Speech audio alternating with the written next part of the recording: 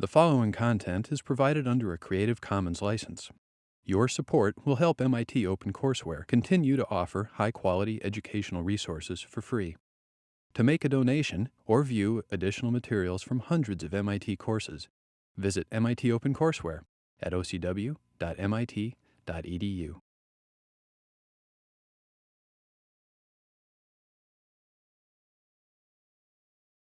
Today is not exactly a midpoint of the course, but it is a transition lecture between these macro financial models with micro underpinnings. Today we're going to go through the measurement, and then in subsequent lectures focus on testing for the micro underpinnings. I mean, everything is connected to everything else. So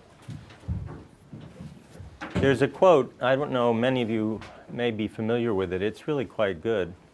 Lord Kelvin. In physical science, the first essential step in the direction of learning any subject is to find the principles of numerical reckoning and practicable methods for measuring some quality connected with it. I often say that you can measure, when you can measure what you're speaking about and express it in numbers, you know something about it. But when you cannot measure it, you cannot express it in numbers, your knowledge is of a meager and unsatisfactory kind. It may be the beginning of knowledge, but you have scarcely in your thoughts advanced to the stage of science, whatever that matter may be. So, of course, today we're going to talk about measurement, and this is not an economics quote. This is a little more related to both economics and impact evaluation. It's Bill Gates. He's talking about the steam engine, and this book I think he must have read on the most powerful idea in the world, which is about measuring the energy output of engines with this micrometer. The point he's quoting Mr. Rosen is to see incremental design changes that led to improvement, mainly what you want, higher power and less consumption of the coal. And it was this interaction between experimenting, trying things, measuring precisely given the goal, and then innovating some more that led to this high-powered steam engine, which revolutionized the world, essentially. So he's saying he's struck how important it is to measure to improve the human condition, and how incredible the progress could be if you set a goal and measure it. But then he goes on to say that he is also amazed how little this is actually done and how hard it is to do it, to get it right. He gives an example of foreign aid, just measuring the dollars, say, that flow, rather than the underlying impact that it may or may not have on household, business, or country welfare. So the type of measurements that are needed are those that allow us to assess performance and gauge impact. So this is the end of what Bill Gates was saying, and the rest is something I want to say. Measurement is tricky in the sense that he's really not saying just go out and measure anything you want to consistent with the goal. For a while, the Gates Foundation was promoting savings accounts, having poor people have access to savings account as a kind of panacea, and indeed wanted to measure the number of households out there now who have them and track improvement. And there's a new world survey done by the Gallup Foundation. Gallup people who do the polls actually have survey techniques worldwide. But of course, from our perspective, just having a savings account may not accomplish much. It's not a kind of measurement that's really assessing the impact on people. You'd like to know what impact it's having on welfare, that is to say, on actually using it, or better ability to smooth consumption or finance investments and so on. Well, fortunately in economics, we have one set of measurement tools that are common, and they're also consistent with the theme of the lectures, namely there's measurement at the individual household level that's also consistent with measurement of the flow of funds across countries and everything in between. And what I'm going to try to go through today, but here's a quick summary of it, is what these tools are. Basically, you start with the financial accounts for a household or a firm.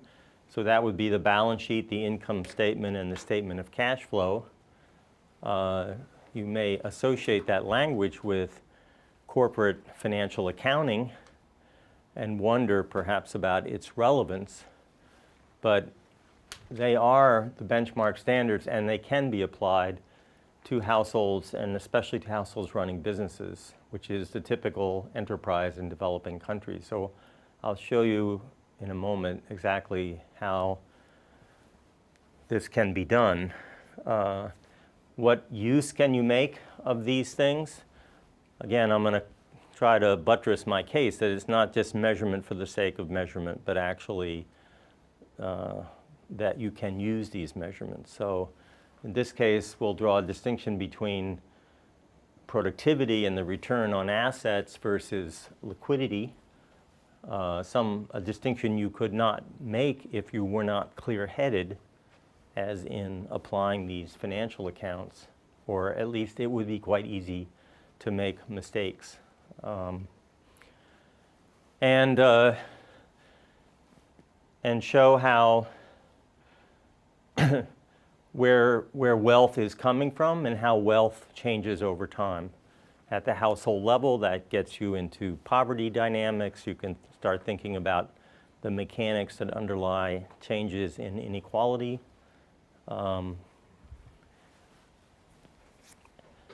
And again, in an application, take a look at how households are making a distinction apparently between savings rates and productivity in terms of what they do in their own investment. I think you've seen in the recitation section sort of a precursor of this in terms of the Thai data and some case studies. So in some sense, we're going to go back to the basics and talk about the financial accounts, but at least you have a good motivation already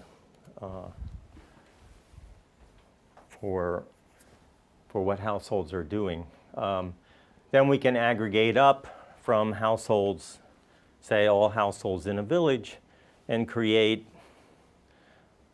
something like the national income accounts, except they're not at the national level, they're village income accounts.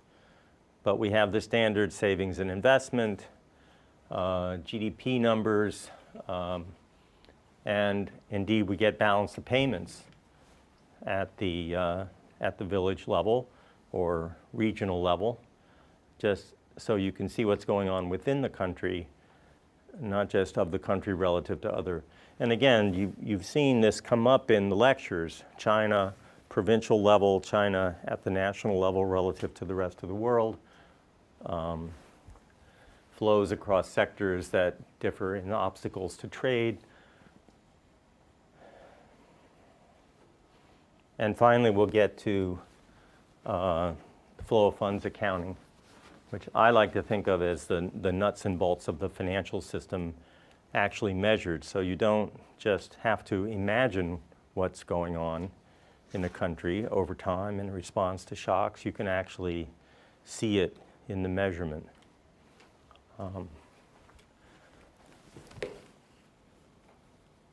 So first paper up,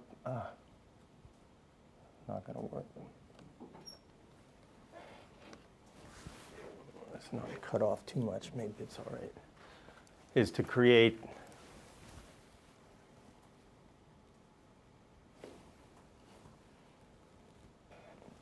well, I'm just not fast enough.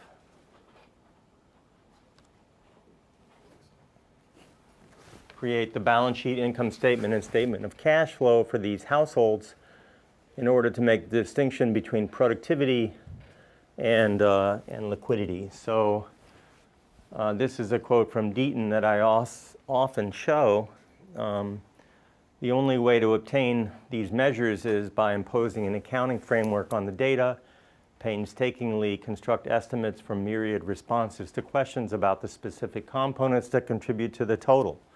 So actually, there's a computer code that's 18 to 20 pages, single line code, and it operates on the TIE data. It, of course, searches over all the questions in the questionnaire in order to be able to extract the key variables that are needed line by line to create these financial accounts. We didn't begin with the financial accounts. I wish we had, because in certain instances it would have helped us measure better. This was something we came to afterwards when we were just struggling with a simple idea of what do we really mean by income. Something very basic. Nowadays, it's more like 100 pages. That's a lot. And the version you look at is the initial. Yeah, version 1, version 2. Okay. So what are the problems when you have these high-frequency monthly data, or to some degree even annual data? There's a difference in timing between, say, when inputs are purchased and when their outputs are sold. If you think about farmers, they only sell at harvest time, and they're using inputs along the way. It's true for businesses, too, who don't sell instantaneously. They have to acquire inputs to produce something or buy goods for inventory to stock and then subsequently sell. We are worried about liquidity, on the other hand, so smoothing of consumption, protection of investment from cash flow, financing of budget deficits. So we want to make distinction between cash flow in terms of liquidity and kind of the overall performance. The key idea with performance is an accrual notion of accounting, which is simple to say. Mainly, you do not book or subtract expenses until the output is sold. It's the idea of corporate finance. You have projects, not occupations. You buy assets. You have an idea. You need to fund it. You buy equipment, and you don't expect a return right away. So, for the short run, you have lots of negative profits, but it's just a cash outflow. So you wait till you can get the big picture, which is when you get the revenue, then you subtract off the inputs. But financing the inputs along the way, that's a liquidity issue. And indeed, if you're running out, you may not invest, even though your underlying project or idea is quite successful.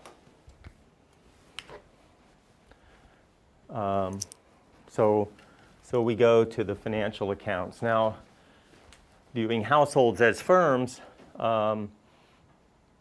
we have to draw some parallels. Assets are kind of easy to think about, both on the household side and on the firm side. Households have debt, just like firms have liabilities, so those are straightforward parallel concepts. When you think about wealth, wealth is really net worth on the household side. The language for firms is something like equity.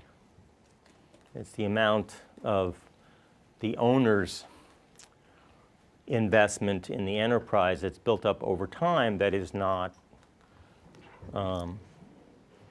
is different from the fact that some of the equipment gets owned by outsiders who finance the project by lending. What are the sources of this wealth? Well, basically savings, like retained earnings, savings for households, retained earnings for businesses, that part of the profits that you put back into the business, but also potentially contributed capital, which I'll come to in a minute. This may strike you as odd at first, I'm not sure. Consumption on the household side is the same as dividends on the firm side. So the consumption we think we know, but dividends is like a firm paying either the inside owners or outside investors part of the return stream. So that stuff isn't going into the firm anymore. It's not retained earnings. It's kind of the fruit that you get to enjoy. This is also a bit of a stretch and can be problematic. Incoming gifts on the household side, what do we do with them in the financial accounts? Gifts aren't really income in some sense, in the corporate financial sense, because income is a return stream off of projects. But gifts, that's just something somebody gave you. Well, so we ended up thinking about gifts as financing. So the idea is someone gives you a gift, you have some implicit idea of reciprocity. So they're in effect helping your enterprise. They're investing in your enterprise, even though the contract may not be nearly as formal as, say, an equity arrangement. And finally, the household budget constraint is like the firm cash flow constraint. So again, we can therefore distinguish assets versus wealth. Note how easy it would be to make a mistake there. Isn't that the same thing? No. Remember, the liabilities get subtracted from assets to create, quote, wealth or net worth. Accrual versus cash flow, I've said often enough. Savings as a budget surplus as in cash flow. So, you had more coming in revenue than you had outflows in terms of expenses, versus a different notion of savings. And that's savings as in wealth accumulation. That's where do you put the increasing wealth that you're acquiring. That's more like a portfolio problem. And therefore, we need to distinguish liquidity management from asset management. So, quick review. By the way, I'm really going to struggle today to make sure you don't just sort of pass out on me. Because accounting has a reputation as being really boring. And it is true that it gets, more and more tedious. And so you kind of like tune out, like, okay, I'll tolerate today. But no, you'll discover that when you start doing your research, whether it's looking at data from surveys or gathering data or trying to do, and then you'll come back and you'll be much more interested in these things. So the spirit with which I give the lecture today is not to bore you with the details, even though at times it will be tempting, because once you invested in this stuff, you want to share that knowledge. But rather to give you a reader's guide or a viewer's guide of what the key concepts are and how things fit together. So that latter thing is what I want you to take away. So here's, a typical balance sheet. You've got assets and you've got liabilities.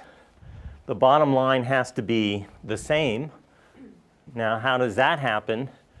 Well, you really subtract liabilities off from the assets, and hopefully assets are larger, so the residual is basically equity or net worth. Okay, and then this is just an enumeration of the different kinds of assets, which include financial and trade credit and so on, as well as if lending, as well as your real physical fixed assets, and liabilities are kind of obvious, and so on. So now let's get into some cases here. The Living Standards Measurement Survey makes a mistake, if you want to think of it that way. They ask about inputs used over a specified cropping season and the amount spent. And implicitly, they're equating them, but they don't have to be equal to each other.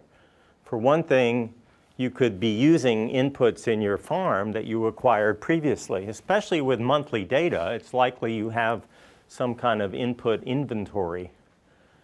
And for that matter, you could spend money and buy inputs but not actually put them on the field.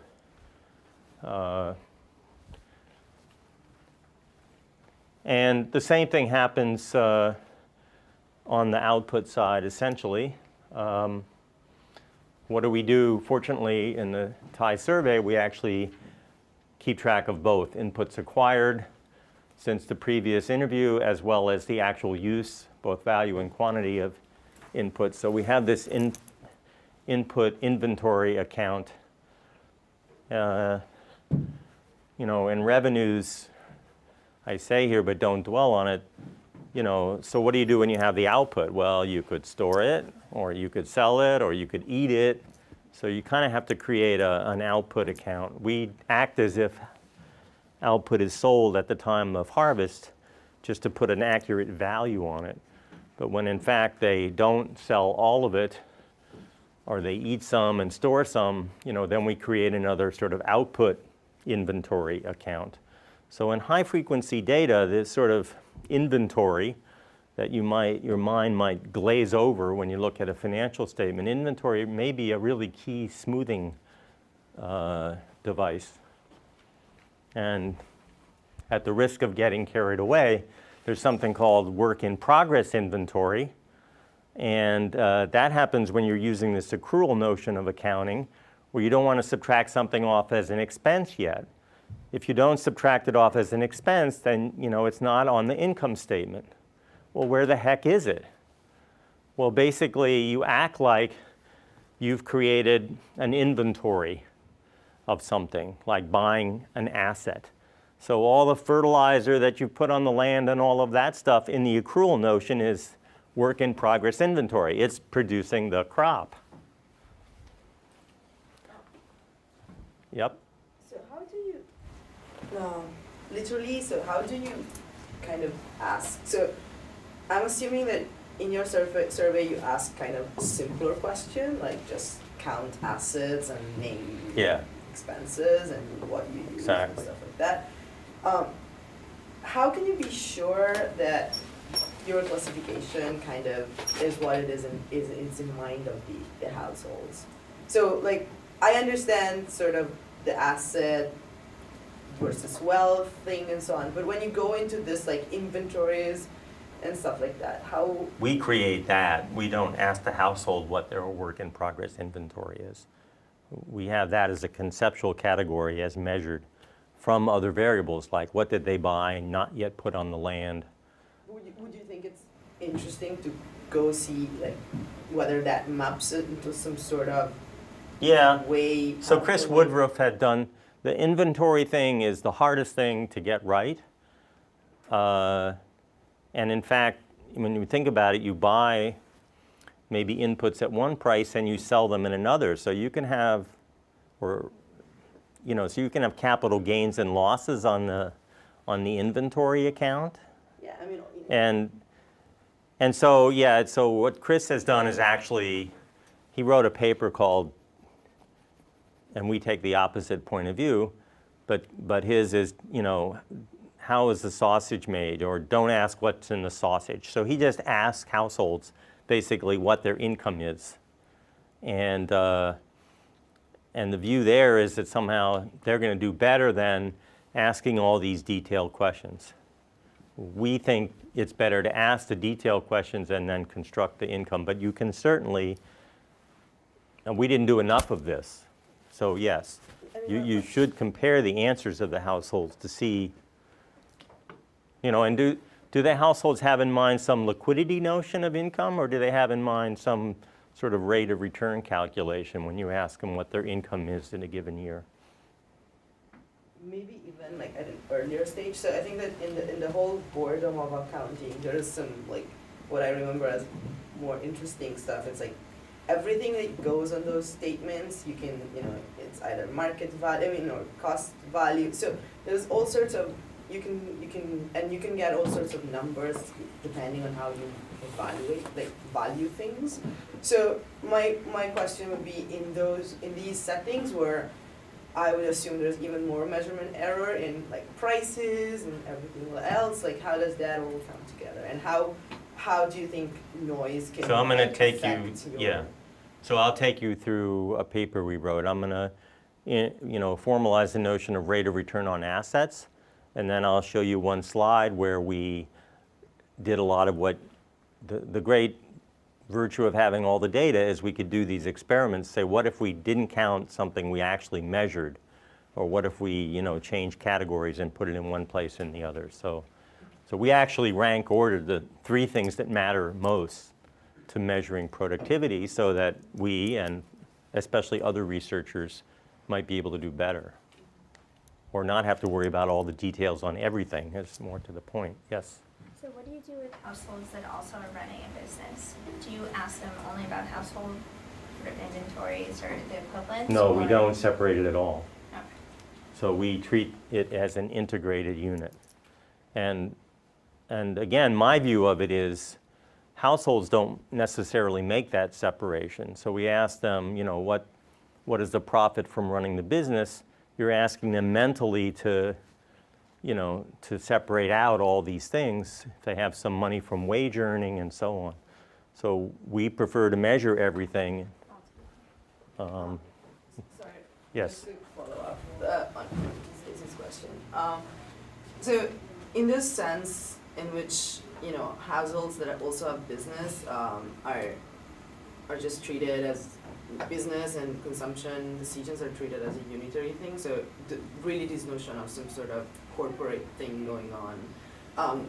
How do you then go into, have you thought of, do you think it would be interesting to integrate that with household decision-making modeling that also treats the household as a corporate firm? So the idea of transaction costs within the household, or the household then is still a unitary thing, which maybe doesn't make much sense because there could be the woman as a manager of the. Yeah, so there are 2 things going in, on here. One is household non-business activities and the other is business activities. And we prefer to try to measure all of that and have an integrated account. Now, in terms of a household is a collection of individuals, could we do the accounting at the individual level? In some instances, we're painfully aware that this notion we have that this group of people is a household and as a unit is stretching things. And yet that was our starting point, to have a household level survey. For one thing, the demands even in the measurement of interviewing everybody individually is horrendous. Also, some assets are held jointly, or people may disagree about who's got the real claims on them. And that said, there are instances clearly where the husband may be hiding some of his income, or the young teenager still living at home actually has some earnings in his or her bank account, and that's kind of not commingled with the rest of the family budget, and those are real problems for us. Yes? I think to be fair, to some extent, you can make that criticism of corporate accounting as well. That maybe they're not acting as a unit, or there are people doing things that you can't see in the accounts, and that just looking at a firm statement would be different if you were to sit down with every member of a corporate firm and ask, what did you spend money on this month? Where did you, all this sort of stuff. So I feel like to some extent, the criticisms here are criticisms that apply to the general framework of accounting and not to the household specifically. There's some stuff I took out, otherwise the lecture would be, even longer, which is, do these problems, you have a conglomerate which consists of, different firms, and there are issues there about the flows from one to the other. Here you could treat a marriage, for example, as a merger of 2 firms, and there is development literature like that. Mark Rosenzweig has written, I think, quite convincingly on the marriage of daughters as basically insurance and business transactions, and so on. So, there are, a divorce is like a breakup and so on.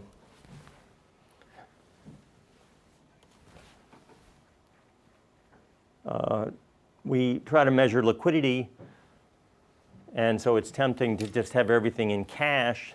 But actually here and in India, grain, rice here and sorghum in India is people borrow and lend in it. They make commitments to pay in it. So we actually have in-kind, barter transactions. Now here again, you could imagine, and when I teach monetary economics, we get into this for sure. The notion of liquidity is how quickly one could sell an asset, or is there a deep market for it. So this is, again, both a judgment call here because we aggregate it up, but also opens up a really interesting sort of line of research where you can study liquidity and transactions in these village economies. What to do with livestock. What is a cow? A cash cow. Well, so we just, separate the asset from the income and expense part. So the cow is the asset. The cow, if it's young, actually appreciates in value over time. You get a capital gain out of it. Cattle can die prematurely. You'll get a capital loss. We actually try to book all those things. Meanwhile, the dairy cattle up in Loperi are delivering milk. So that's the revenue stream off the asset. Actually, it's a great analogy, like fruit off the tree. They're not Lucas trees, they're, I don't know, Loperi animals, but, and gifts, as I've said, so I don't think I'll belabor that. I've spared you a lot. Just want to introduce the concept. In the underlying data, you'll see a transaction like received wage income in cash. Now, what to do with the answer to that? 50 baht. Well, it enters in all three statements. Basically, the cash enters an increase in the balance sheet. It's an increase in a kind of asset. It's revenue on the income statement, and it's incoming cash flow on the statement of cash flow. Not every transaction in the data enter on all three accounts. The struggle was deciding, indeed, where to put all of these things, although the accounting standards, double entry bookkeeping, does provide a discipline. And yes, we made mistakes initially, and things didn't add up. So then we realized we hadn't entered things appropriately. That's what double entry bookkeeping is. Some clerk having all the transactions and then doing the books, quote unquote, consists of entering all those daily transactions into ledgers and creating, statements. So these happen to all be cash transactions. That's kind of an accident. It's just the first page of about 8 or 10 of them in the book, and I'll skip the rest. Now let's talk about liquidity management. Here's a statement of cash flow, D for deficit.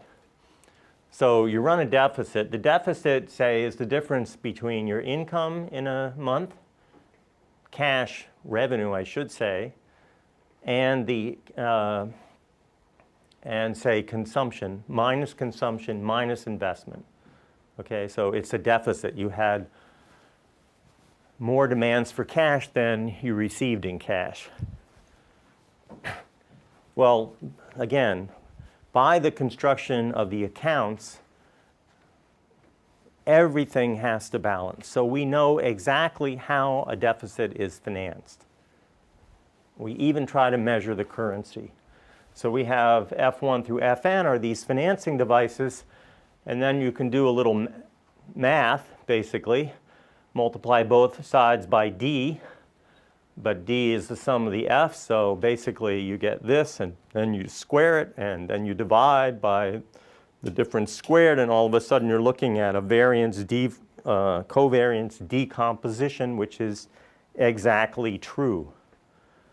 So if you want to know the role that a particular financing device like F1 is playing in terms of smoothing the deficits, it's basically like running a regression of the of the deficit onto the financing device and getting a regression coefficient. It's really cute that you could do it one financing device at a time, and the sum of those coefficients has to add up to 1. So this isn't the only way to talk about. This is variance covariance at not order of magnitude. If you have two devices that track each other perfectly, but there's always a gap, this thing will say it's the perfect smoother. That's the thing that's used. But in fact, the gap remains. So you have to be a little cautious about the interpretation sometimes.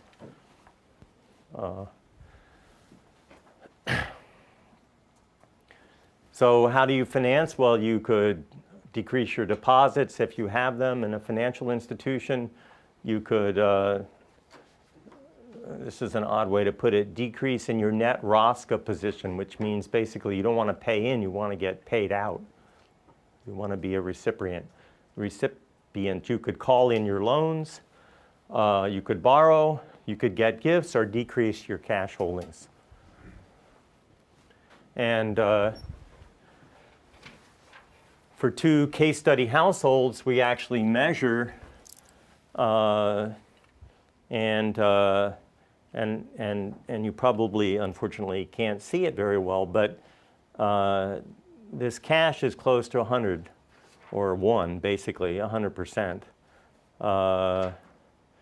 These numbers, though, are the quartiles of the province in which this case study household A lives. So, you know, the median is 76%. This guy's actually on the high side, but still, in this variance covariance sense, 3/4 of the deficits of households in Loperi are financing their deficits with cash. Cash. They're holding great gobs of it, unbelievable amounts of it in the house. And when they get these adverse shocks or they have more expenses than inputs, out comes the cash. You know, you want to say, well, why is it in a savings account? Not much, negligible. Now, you know, I was a little critical of just sort of measuring savings accounts. Well, this is a measure of savings account. I guess, you know, at the end of the day, the issue is, are they managing their cash well? This is the starting point. We have the measurement. Maybe they should be putting more of it in the bank and taking it out when they need it. They don't do it much. So that is a bit of a puzzle. Gifts and loans are hung. I think this is out of the book and not the latest version. This is the latest. Is it? Yeah. Okay, so you can see these upper quartiles are getting, you know, up to 15, 20, 25%. So gifts are used by some households substantially as well. It's not just a pure, you know, cash economy. And that's cash management. We can talk about asset management. It's really the same concept, except instead of operating on the cash flow, you do this accrual notion of accounting and look at sort of net savings, you know. And I'll come back to that later, essentially, and the portfolio management. So here, in answer to the question that was raised earlier, is looking at something like profits over assets, which is a return on assets, and then you know, creating 10 different measurements of it. Do you want to exclude household consumption of their own output and not count it into income? We counted total utility expenses as a business expense. Maybe we shouldn't have done that. Maybe it was a household expense for, quote, consumption purposes. Adds a service flow from fixed assets, which would be very natural to do for durable goods. We tried that. We could take income, but then add gifts and transfers, even though it's really not associated with a project, and especially this sort of cash. So it turned out that this distinction of cash versus accrual was very important. The treatment of gifts was very important. And up here, where I didn't start, but I could, is in trying to get at the cost of household labor, own household labor used in production. That is a monster difficulty because you don't see, for many of them, what they would have earned as wages in someone else's farm and so on. Yet it's clear that's very important and it makes a very big difference. So hopefully knowing that, one can bend over backwards to try to get a better sense of the opportunity cost of labor. So as I said, let's look at some uses of these. This is a paper with Anand on the wealth distribution. And let's look at that 1%. Let's go get them. Let's get the top 1%. How much wealth does the top 1% have? It's huge. They start out in 1999 with about 35% of the total wealth. Now, it's actually diminished. This is frankly a wonderful thing to have all these many, many years of data. It's diminished to 26%.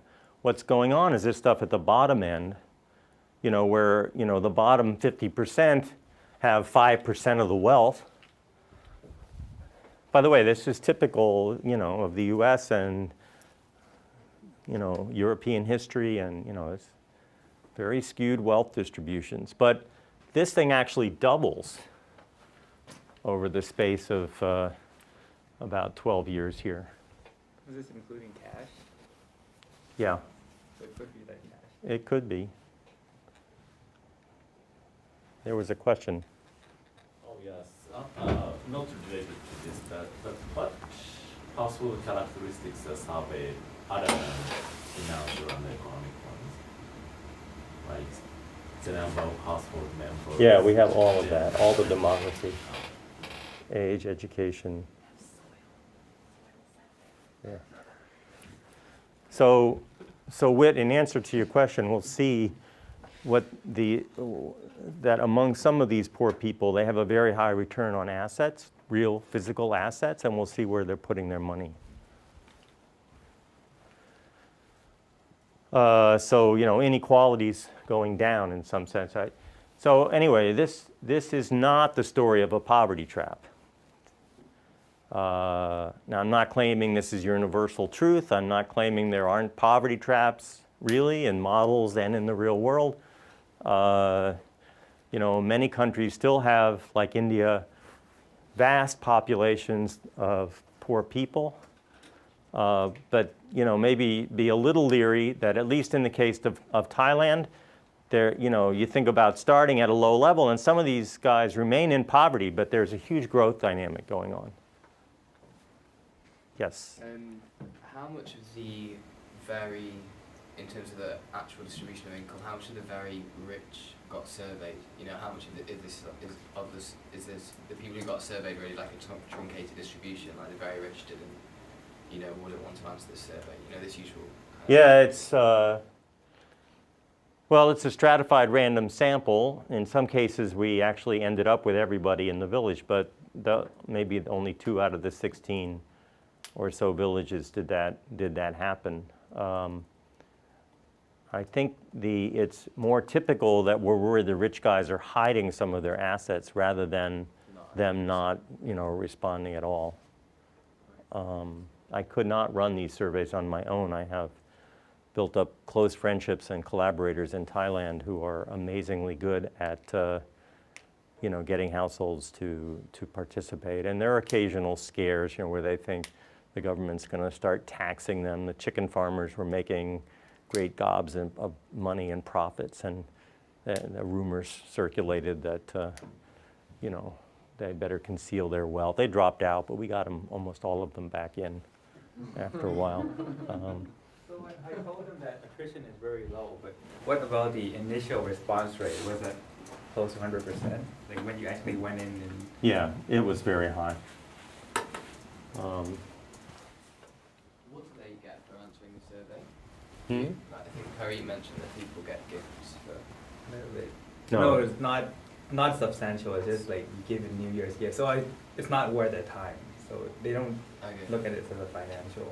We give them a bottle of fish sauce or a blanket or something. And that's a Thai sort of cultural thing to establish, goodwill and that you care about a person. We just did not, and we deliberately avoided getting into the business of paying people.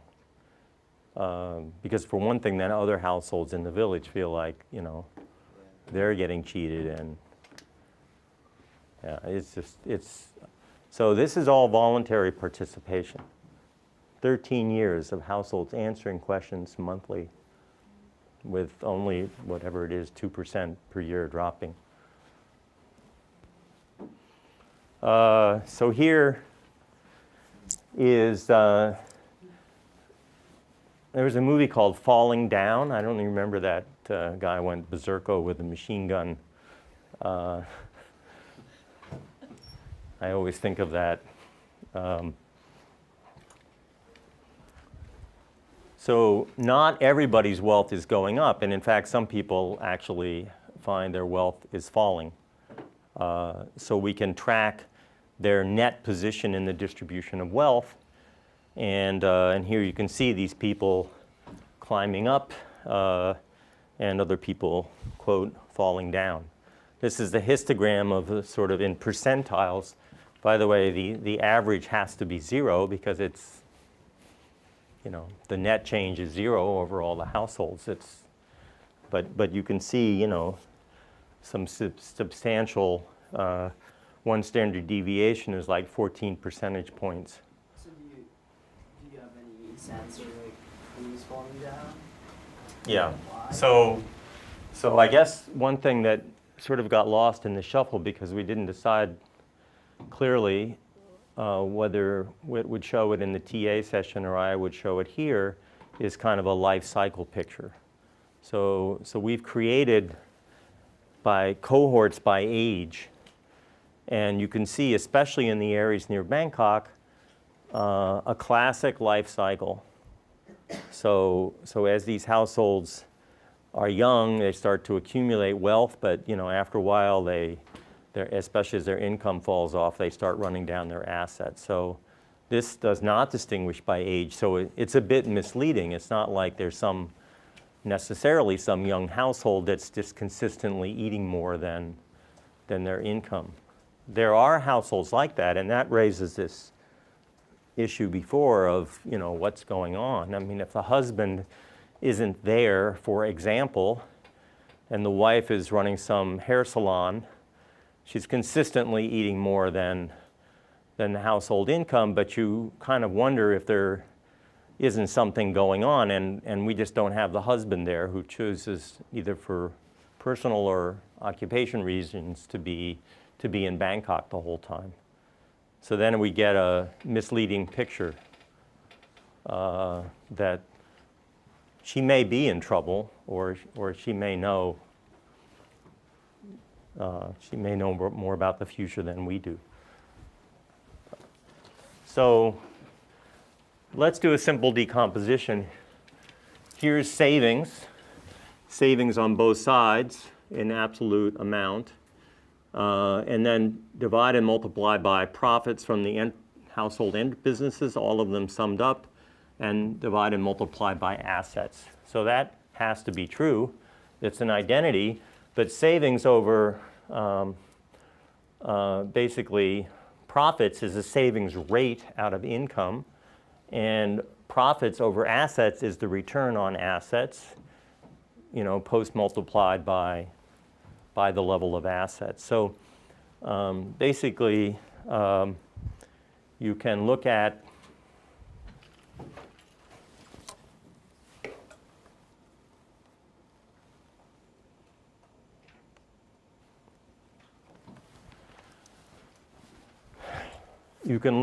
the change in wealth, or the percentage change in wealth, and wealth comes, where is the change in wealth coming from?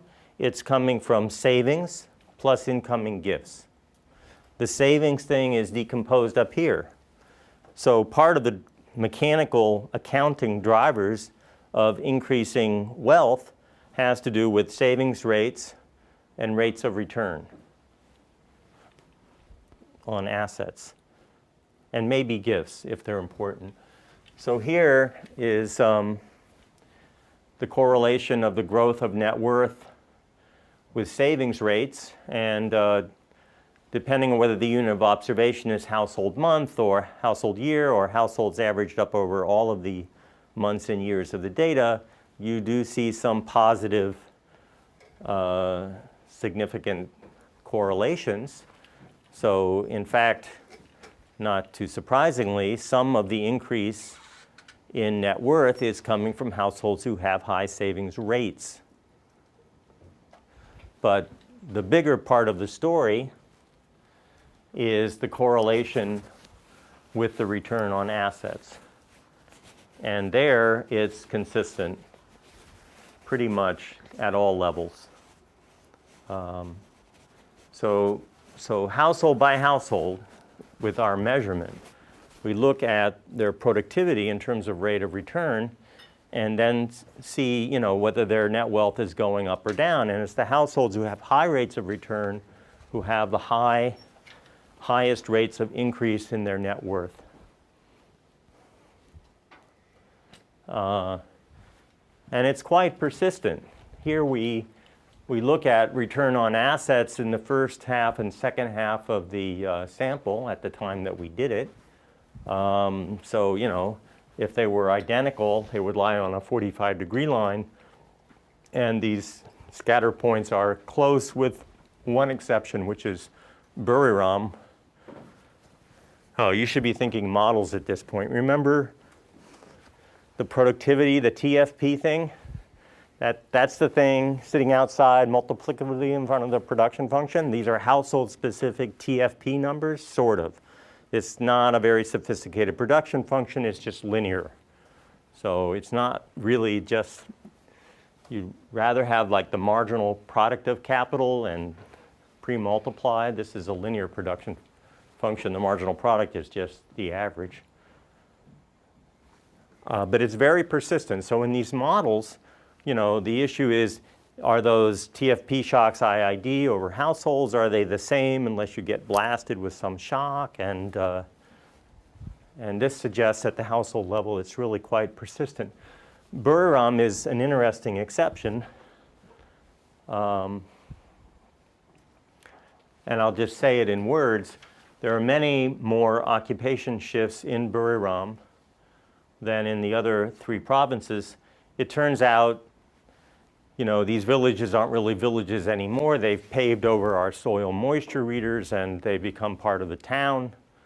There's a big construction boom going on. Part of that is para-rubber.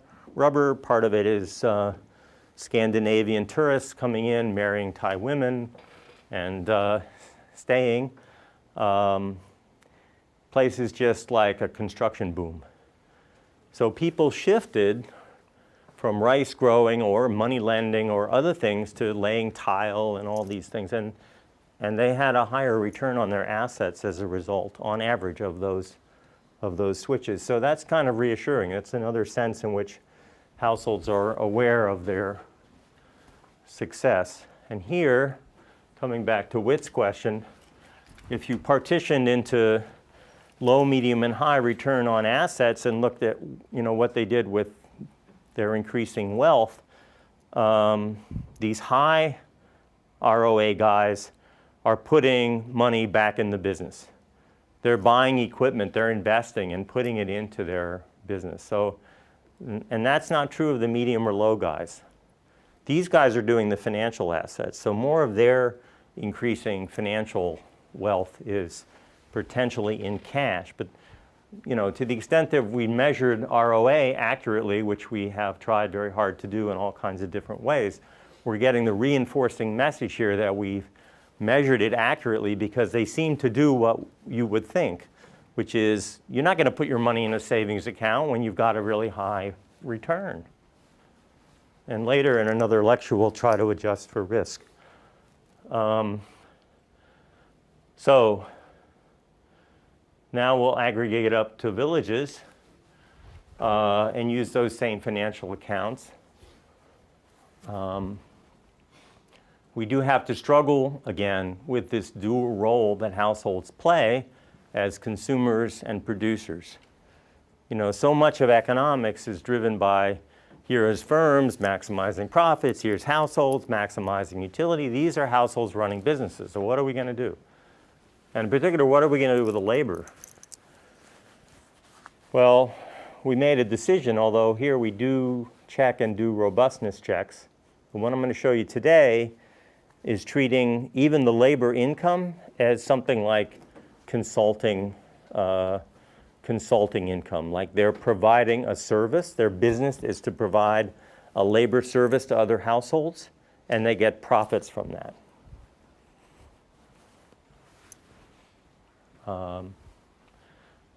Now, if you think about a production sector and aggregate up, you know, to the extent that inputs from one business are, the outputs from one business are an input to the other, the net is zero and it doesn't count. But in these villages, the output of one business could be someone else's consumption, and it doesn't net out. Both get measured, as it would if you're distinguishing households from firms. We can actually measure and ask about the transactions, so we know the transaction partners. Almost. We did screw up with consumption because we forgot to ask consistently where they buy stuff, which has to do with the price thing also mentioned earlier. But fortunately, and I'm sure you'll be more than happy to take my word for it, there is an accounting identity, so you can kind of back up as a residual how much of that output is basically sold and consumed in the village, because we measured everything else. In other words, on the buying side, we don't see it but because we don't know where they bought it, but we actually figure out on the selling side that it came from somebody who produced it in the village.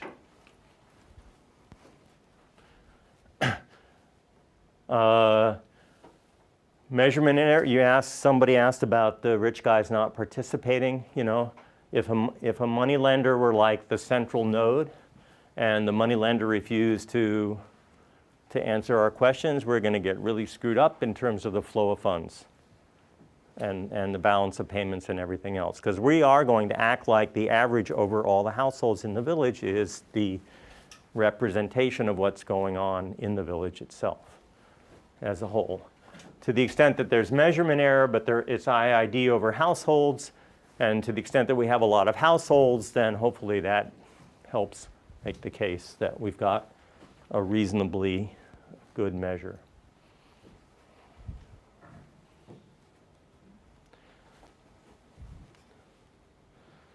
So, you know, how do you create these accounts? What is GNP anyway? GDP. Everyone seems to be obsessed about it. Okay, it just comes from the income statement. So basically, here's a statement of income. It's what you would expect. You've got revenues come from production, or for that matter, if you're a lender or a saver, from interest. You've got capital gains. You subtract off capital losses. Maybe you have sort of a payment from an insurance indemnity. So those are revenues. Here's basically expenses, production expenses, interest expenses on loans, depreciation, insurance premia, taxes, etc. So, you know, net income before tax, before income tax, but after property tax, you know, is what makes these things balance, because this is basically the profit. It's basically revenues less expenses. So that should be comfortable, sound sort of reassuringly familiar. All that we do is basically take this stuff and subtract it off from both sides. That cancels it out on the right-hand side and puts it on the left-hand side. So, you know, basically you have production revenue less production expenses. And that's basically the rest is equal to the payments to factors of production. So you're paying stuff out in interest, you're paying out in taxes, depreciation is over here, and you're paying out to the owners of the enterprise, namely profits.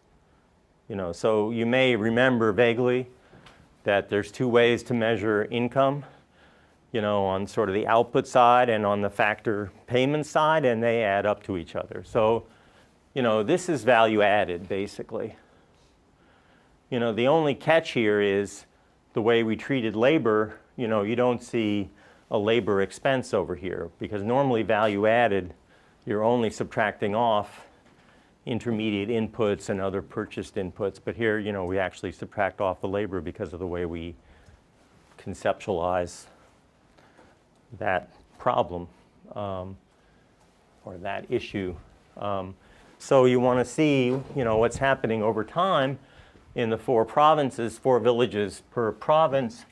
Chachoengsao GDP, or really village product, is going down pretty consistently. Now what happened is the shrimp ponds, basically, people had converted, that stuff you're buying in Costco or Walmart, those are typically Thai shrimp. But the ponds, so there's some disease.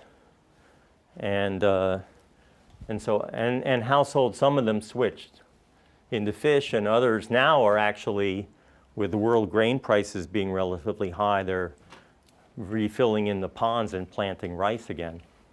Rob, Yes, what are the different color ones? each of 4 villages. So, Oh, yeah. so you can see, is every village like every other village? Well, to some degree, yes, but the levels are different, and sometimes even the movements over time are a bit different.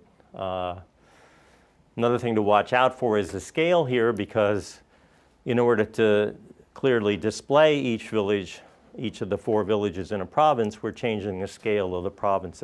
Sisaket is a lot poorer than even in their worst days. Chachoengsao villages are,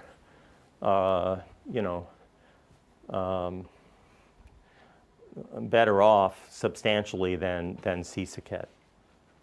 So the income levels are, maybe on average 3 times higher in Chachoengsao. They're almost ordered by their distance to Bangkok. I won't bore you with this.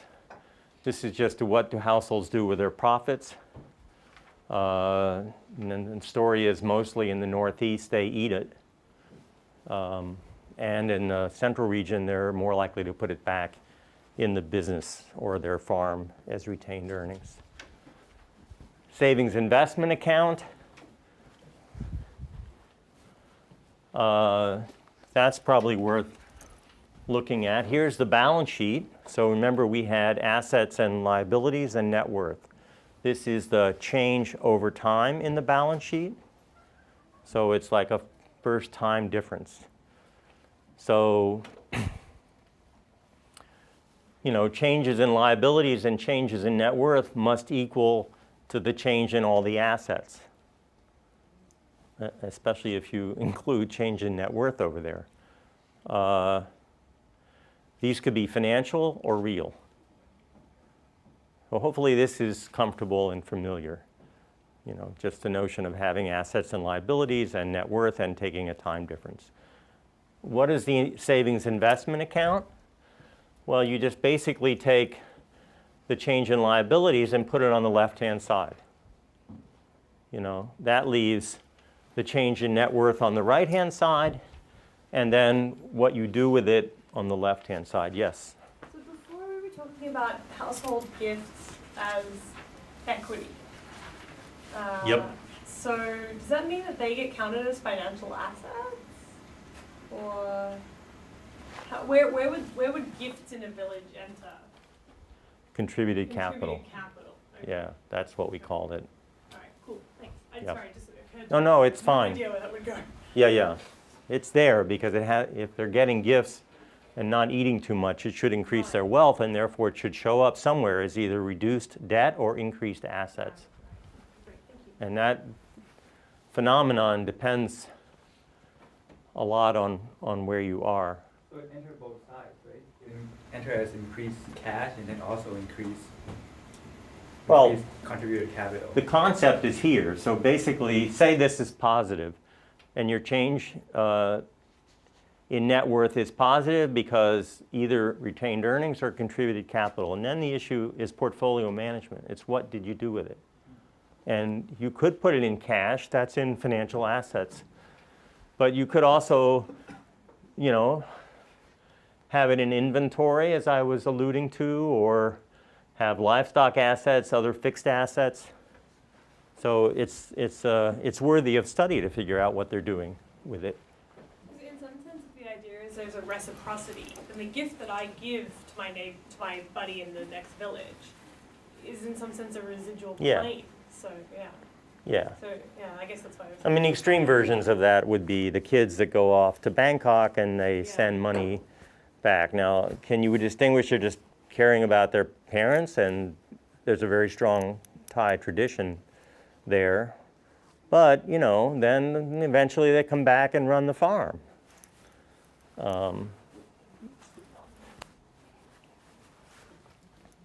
But it's a real incoming flow, so we have to do something with it.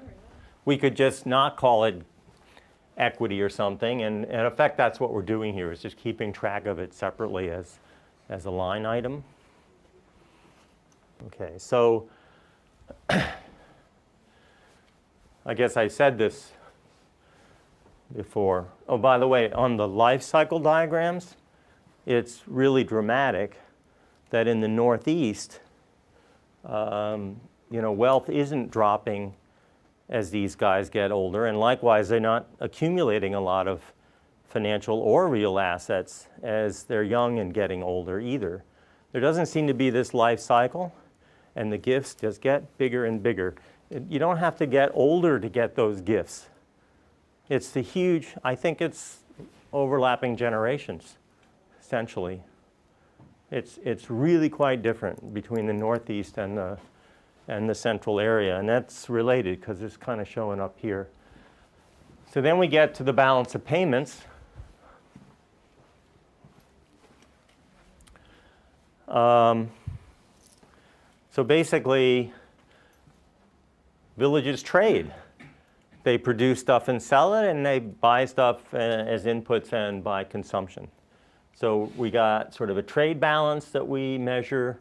You could add in interest earnings from, quote, abroad, but it's really mostly from the same country. They're getting interest on savings accounts that they held outside the village, or in those gifts again. So you may or may not have seen this. This gets really kind of confusing the way the standard accounting is done. Trade balance plus, you know, this other earnings on gifts and interest is called the current account, and then you have the current account balanced with the financial account and the capital account. But they didn't write current account equal financial account. So, you know, this stuff has to be, if you're trading a lot, like China, you know, and you have a big sort of current account, this stuff has to be negative. A negative in the financial account is actually, quote, a good thing in the sense that you're accumulating assets. But it, believe me, it'll throw you every time when you start thinking about it. And then I won't derive this for you, but it turns out that, you know, if you take this sort of Keynesian-looking thing, which is really just an accounting statement, income less consumption less investment plus transfers, that's not taxes, has to be identically equal to the trade balance plus sort of capital account balance, which we keep track of separately, plus the change in inventories. You know, so largely, if they run an export surplus, they're going to save it, but not quite. because they have other ways of saving. You have to adjust for changes in the capital, buying and selling with foreigners, so to speak, and the changes in inventory. So the left-hand side is the financial account? It's not obvious how you get from this to this. And I decided not to try to derive it today. But it is an identity. One follows from the other. And here are the balance of payments accounts for these villages. Mostly the story is they're running surpluses. The trade or trade and current account is this blue or blue-red stuff. And although here you see a difference, Chatrung Sao's getting in trouble. Its balance of payments is going down in the sense that it's running less and less of a surplus.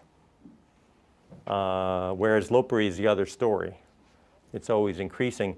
The difference between red and blue is basically the gifts that play a bigger role in the Northeast. And here's an instance of Buriram coming off the financial crisis, which was 1997, 98. But anyway, they actually ran a balance of payments deficit. So this opens up the whole vista of international economics and what's going on using those kinds of ways of conceptualizing the problem. And you know, just to remind you, because I promised an application for each section, we've had tons of models of the role of financing constraints or other obstacles in growth and TFP and so on and so forth. So here's just some model with Arch where we do the following. We take these villages to be small open economies. We see a drop in the interest rate. It's actually true worldwide. And we see the number of new loans increasing. This has to do in part with this village fund stuff that we'll talk about later, the Million Baht Fund in Thailand. This is the collateral constraint. This is a model thing. So we're gonna act as if that innovation associated with more loans was like a weakening of the borrowing constraint and feed it into a model. And it's a trade model with financial underpinnings. And it predicts things like the relative price of agriculture relative to manufactured goods. In the model and in the data, we're kind of close. And a real goal was to try to get the wages right. And here's the actual and model, driven real wages. Why is this a struggle? If you think about hexaroline, that has to do with the area around Bangkok being very capital intensive and not having so much labor, so interest rates, are lower and wages are higher. In the Northeast, it's the other way around because capital and wealth is relatively low. So you would think that over time you're going to get convergence, which means wages ought to be dropping in the central area, and they're not. So then you introduce this financial constraint, and you get the dynamics that have to do with choosing occupations and so on. So that hopefully you remember enough from the other papers that we covered to kind of imagine how one would fill this out. And we're actually at these calibrated values, we're actually matching quite well all the income shares for wages, manufacturing, and agriculture. Yep. I might remember wrong, which is, yeah, it's very likely. But in your paper with Kowalski on the Million Baht Fund, yes. Thing, is it the interest rate wasn't moving with the intervention, was it? So you just said that the interest rate drop has to do with the million baht.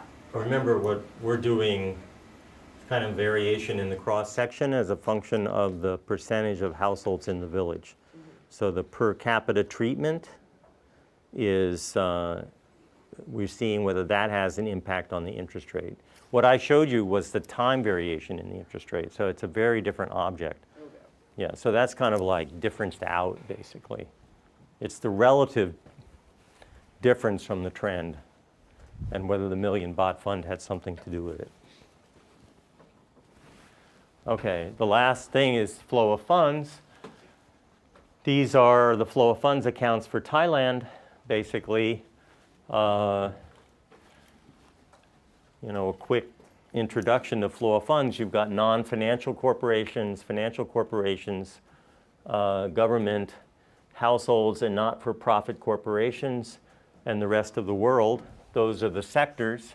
And then you have acquisition of assets, and they're actually in detailed financial accounts when they flow of funds accounts when they exist. You've got money and gold and currency, securities, loans, and so on. So acquiring a loan means basically you're a lender. On the other hand, you've got sort of liabilities down here, and so that you can have a loan which represents an increase in borrowing. It takes a lot of concentration to constantly remember. Uses means putting money, so the idea is you have positive savings. Where do you put your money? And that you could put it here, or you could reduce your deficits, or if you reduce your liabilities. If you run it the other way and you have negative savings or something, then you've got to increase your liabilities or run down and sell off some assets that you own. These are the traditional labels in flow of funds by sector. Is there a relationship between flow of funds and the national income accounts? Yes. Actually, in principle, they should all be consistent with one another. But they're often not. The thing that is most consistent is flow of funds into and out of financial institutions, because commercial banks and other financial corporations are required to report to regulators, and the central bank keeps track of things. So we see most accurately deposits coming in, loans going out for financial corporations. We often see little or anything of the transactions between the other sectors. There are national income and product account for those sectors, and we see, therefore, savings for those.